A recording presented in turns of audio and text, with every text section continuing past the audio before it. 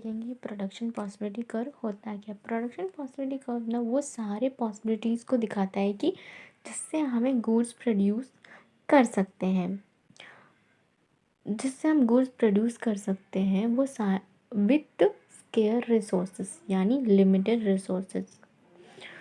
हमारे वॉन्ट्स क्या अनलिमिटेड है बट रिसोर्सेस लिमिटेड है, तो उसी हिसाब से हम गुड्स प्रोड्यूस कर सकते हैं। हमें सपोज एग्जांपल हमें कॉटन और वीट प्रोड्यूस करना है, तो हम दोनों चाहते हैं कि हम फुल्ली प्रोड्यूस करें, पर हमारे पास तो रिसोर्सेस 10 है, तो या तो फिर हम कॉटन प्रोड्यूस कर सकते हैं या तो वीट प्रोड्यूस कर सकते हैं, और उसमें कुछ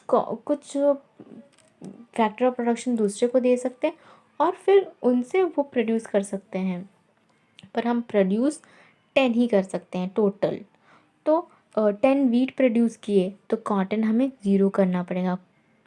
अगर अगर हम ये वीट, अब मार्केट में क्या है, वीट की कॉटन की भी कॉटन मांगने लगे, कॉटन की डिमांड बढ़ी, तो हम लोग क्या किए, वीट हमने 2 कम कर दिया, 2 रिसोर्सेज कम दिया और ये 2 रिसोर्सेज जाकर कॉटन को दे दिया। तो कॉटन ये हमने जो दिया है ना, ये इसको क्या कहते हैं, अपॉर्चुनिटी कॉस्ट कहते हैं और इकोनॉमिक कॉस्ट कहते हैं। कि हमें जो सेक्रीफाइस किया है ना, कि वीट 10 ना प्रोड्यूस करके 8 प्रोड्यूस करके जो टू रिसोर्सेज दिए प्रोडक्शन करने के लिए कॉटन, तो ये जो कॉस्ट है हमने कॉटन को दिया ना, इस कॉस्ट को कहते हैं अपॉर्चुनिटी कॉस्ट।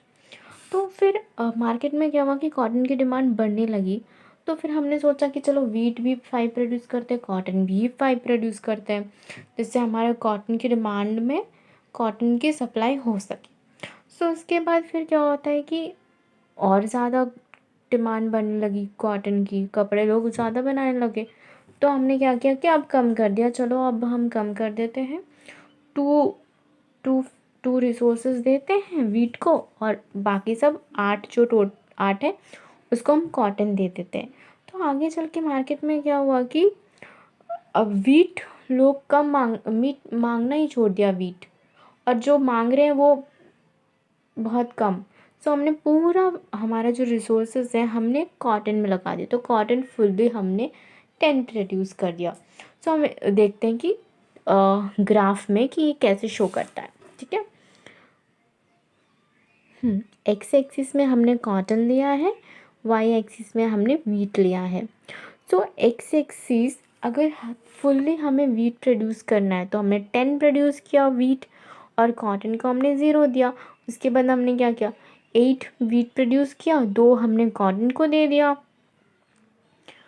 तो 2 हमने कॉटन को दे दिया। फिर हमने 5 और 5 प्रोड्यूस किया, कॉटन और वीट।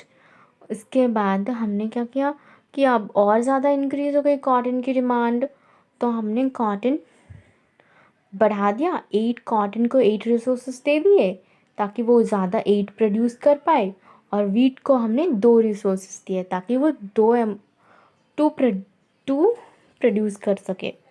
उसके बाद बहुत ज़्यादा बढ़ने की वजह से कॉटन की डिमांड, हमने वीट को प्रोड्यूस ही नहीं किया और फुल्ली हमने अपना रिसोर्स जो है वो कॉटन को दे दिया। तो ये है प्रोडक्शन पॉसिबिलिटी कर्व में ये सब कुछ शो करता है कि ऑल द पॉसिबिलिटीज़ शो करता है कि हम कितना कितना प्रोड्यूस कर सकते हैं हमारे स्केयर रिसोर्सेज से। और ये जो है ना, ये अगर हम इतना प्रोड्यूस करेंगे 3 और 2, सो हम इस वाले पॉइंट पे, अगर ग्राफ के अंदर वाले पॉइंट में अगर कोई भी पॉइंट आता है तो वो under utilisation of a resource होगा, क्योंकि यहाँ पर अगर हम प्रोड्यूस कर सकते हैं, हम यहाँ पे प्रोड्यूस करेंगे तो वो अंडर यूटिलाइजेशन ही होगा ना। अगर एबव द ग्राफ कोई भी पॉइंट है तो वो हमारे रिसोर्सेज, हमारे जो टेक्नोलॉजी इतनी बड़ी नहीं है कि हम इस पॉइंट को अचीव कर सके।